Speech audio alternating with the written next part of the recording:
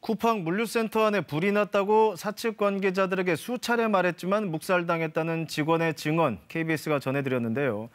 이번 화재는 이런 직원뿐 아니라 동료를 잃은 소방관들의 트라우마도 적지 않을 겁니다. 여기에 인근 주민들도 심각한 피해를 호소하고 있는데 정지주 기자가 전해드립니다.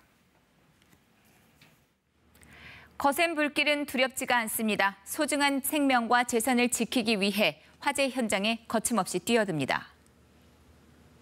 그날도 현장에 가장 먼저 들어갔고요. 대피 명령이 떨어지자 후배들의 뒤를 봐주면서 가장 나중에 나오던 중이었습니다. 하지만 고 김동식 대장은 그날이 그렇게 마지막이 됐습니다. 거대한 화마를 멍하니 지켜볼 수밖에 없었던 우리가 초라하게 느껴졌습니다. 대장님을 따르는 우리들을 믿고 의지하셨을 텐데 지켜드리지 못해 정말 죄송합니다. 함께 먹고 자며 생활을 했습니다. 차분한 대장님이 계셨기에 후배들은 늘 든든했다죠. 하지만 더 이상 대장님은 곁에 없습니다. 구하지 못했습니다. 그 슬픔은 상상하기 힘들 정도라죠. 서로 얼굴을 볼 수 없을 정도로 깊은 슬픔에 빠져 있다는데요.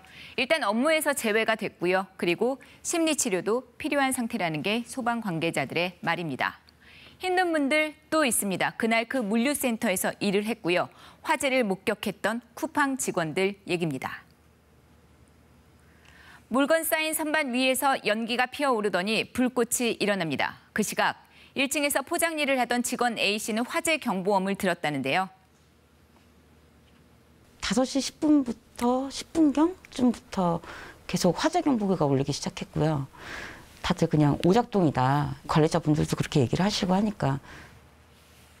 잦은 오작동을 경험했던 터라 그냥 하던 일을 계속했다죠. 하지만 퇴근을 위해 출구 쪽으로 가다가 연기를 보고 깜짝 놀랐습니다. 1층 입구까지 가기 전에 이미 그 중간 정도부터 이 연기가 가득 차 있었더라고요. 그 시각이 새벽 5시 26분입니다. 공식적으로 화재 발생 신고가 접수된 게 5시 36분이거든요. 최소 10분 정도의 시차가 있었던 셈입니다. 하지만 A씨에게는 휴대전화가 없어서 119 신고를 못했다는데요. 보안과 안전을 이유로 쿠팡 물류센터에서는 휴대전화 반입이 금지돼 있거든요. A씨, 보안 요원에게 화재를 일단 알렸지만 자신이 알아서 하겠다며 퇴근이나 하라고 했다죠. 휴대전화를 갖고 있던 코로나19 감시 직원도 A씨의 말을 묵살을 했다는데요. 양치기 소년 되고 싶냐 뭐 이런 식으로 얘기를 하시더라고요. 그래서 아니 엄청 크게 그냥 웃었어요. 대피 방송까지도 얘기를 했지만 그 어떤 조치도 취해주지 않고 퇴근해라, 헛소리 말고 뭐 이런 식으로 됐다고 얘기를 해야 될까요? 화재 신고가 조금만 더 빨랐다면 어땠을까? 눈 감을 때마다 자신의 신고를 묵살하던 그 얼굴이 떠올라서 견디기가 힘들었습니다. 청와대 국민청원도 이렇게 올라왔습니다. 정정과 화재경보 오작동 등 문제가 빈번하게 일어났지만 쿠팡의 근본적 대책은 마련되지도 또 실현되지도 않았다죠. 심지어 스프링클러도 제대로 작동하지 않았다고 주장을 했는데요. 화재 현장 인근 주민들도 힘든 상황입니다. 2차 피해를 호소하고 있습니다. 온 마을이 연기에 뒤덮였습니다. 화재와 함께 솟구친 검댕들이 여기저기 떨어졌는데요. 비닐하우스에 큰 구멍이 나기도 했고요. 모내기 마친 노는 물론이고요. 주변 밭에도 검댕들이 떨어졌습니다. 주민들이 일일이 이렇게 수거를 하고 있는 상황인데요.